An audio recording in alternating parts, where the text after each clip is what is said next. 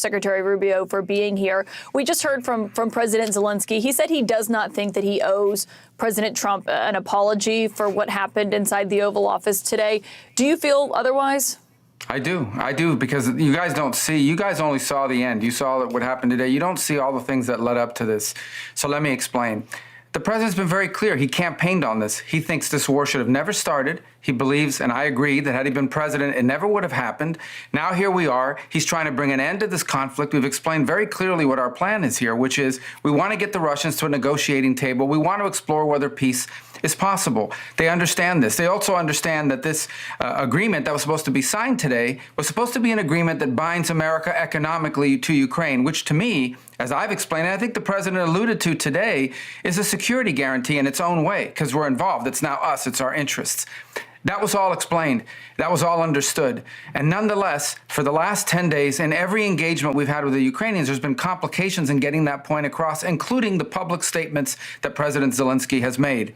But they insisted on coming to D.C. This agreement could have been signed 5 days ago, but they insisted on coming to Washington.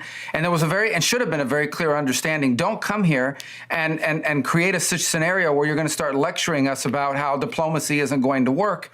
President Zelensky took it in that direction, and it ended in a predictable outcome as a result. It's unfortunate. That wasn't supposed to be this way, but that's the path he chose. And I think, frankly, sends his country backwards in regards to achieving peace, which is what President Trump wants at the end of the day, is for this war to end. He's been as consistent as anyone can be about what his objective is here. But what specifically do you want to see President Zelensky apologize for? Well, apologize for turning this thing into the fiasco for him that it became. There was no need for him to go in there and become antagonistic. Look, this thing went off the rails. You were there, I believe. It went off the rails when he said, let me ask you a question to the vice president. What kind of diplomacy are you talking about?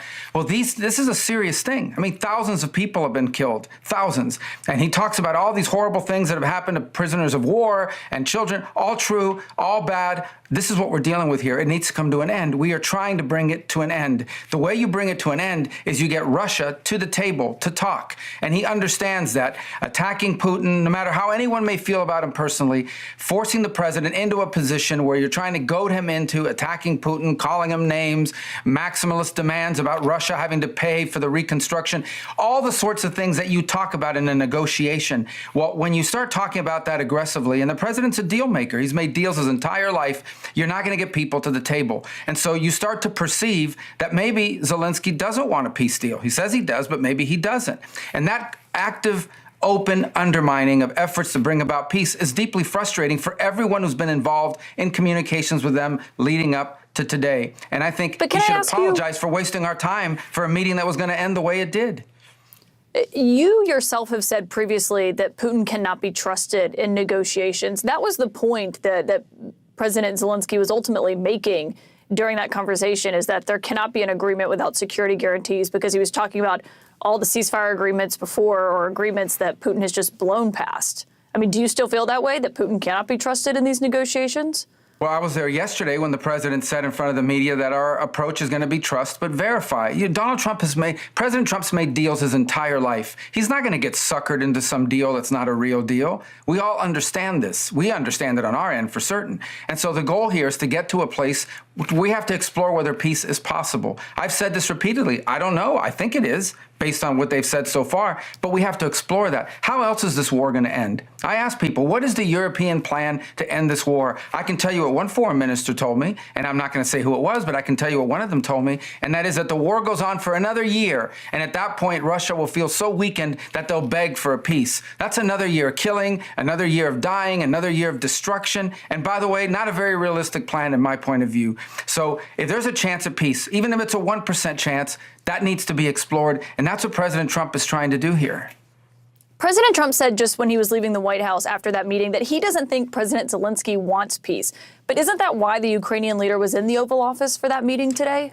Well, he was in the Oval Office to sign a minerals rights deal. That's what he was in the Oval Office to sign today. But again, when you have comments that deliberately appear to be after having discussed this repeatedly, deliberately appear to be geared towards making the argument that peace is not possible. Again, he turns to the vice president. What kind of diplomacy are you talking about? Almost as if to say, these people, you can't deal with them. You can't have any negotiations with Putin because he can't be trusted, and you're just wasting your time on negotiations. Well, he's directly, basically undermining everything the president has told him he's trying to do.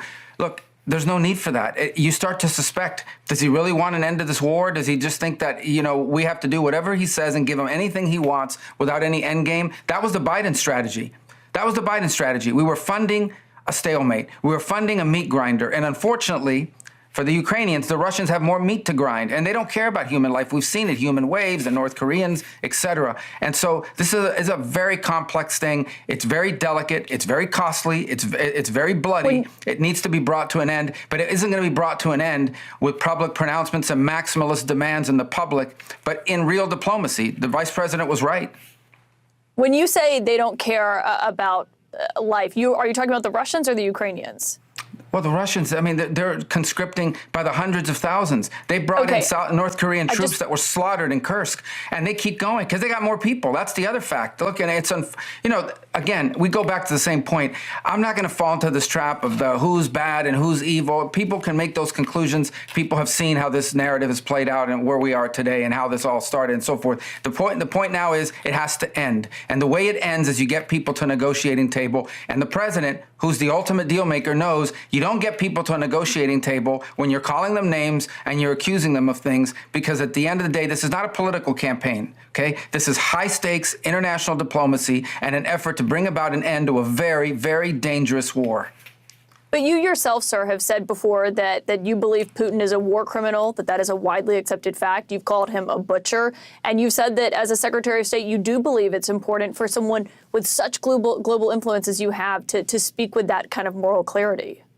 Yeah, and at this moment, as Secretary of State, my job working for the president is to deliver peace, to end this conflict and end this war. Ultimately, that is the job of the State Department. The State Department doesn't fight wars, it ends them. It tries to end them. And that's usually, by the way, celebrated. Throughout history, I've watched presidents that bring about an end to wars and conflicts, and people celebrate that. They applaud it. I think we should be very proud and happy that we have a president whose prime objective is not to get into wars, but to prevent wars and to get out of wars. That is a very noble, laudable goal. Everyone should be applauding it, and he should be given the space to do that, not undermined by demands that he call Putin names or that we say things that impede the ability to conduct real diplomacy, as the vice president said today.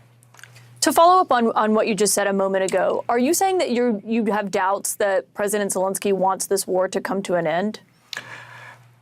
What I have doubts about is whether he's willing to say and do the things that we need in order to get a negotiation. Again, this has been going on for 10 days. And, to see things in the press saying we're not coordinating with the Ukrainians, that's absolutely false.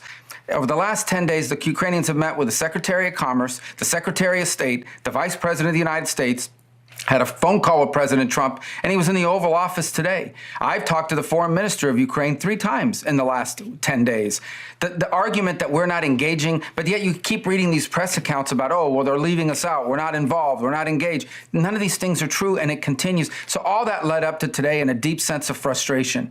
And my hope is that this all can be reset and maturity can kick in and some pragmatism, because this war tonight, people will die in Ukraine. Tonight, people will die in this conflict. We're trying to bring an end to this conflict, which is unsustainable. It's an unsustainable, bloody war that has to come to an end. And right now, the only leader in the world that can even have a chance of bringing about an end to this is named President Donald Trump. And we need to give him the opportunity to try and do that. And when you see efforts to impede it, when you tell someone, don't say, let's not talk about these things, let's not go in this direction because it makes it harder for us to engage, and they insist on doing it anyways, you start to wonder. I don't like to impugn people's motives, but you start to wonder what's behind it. So look, again, let's hope that this can be salvaged, but I'm not sure after today. You don't believe that you're not sure that this can be salvaged? Can this relationship between Zelensky and Trump be repaired in your view? I think anything is possible, but it has to go back to the point that President Trump is interested in being involved in this for the purposes of bringing about an enduring and lasting peace. That's what he wants to achieve.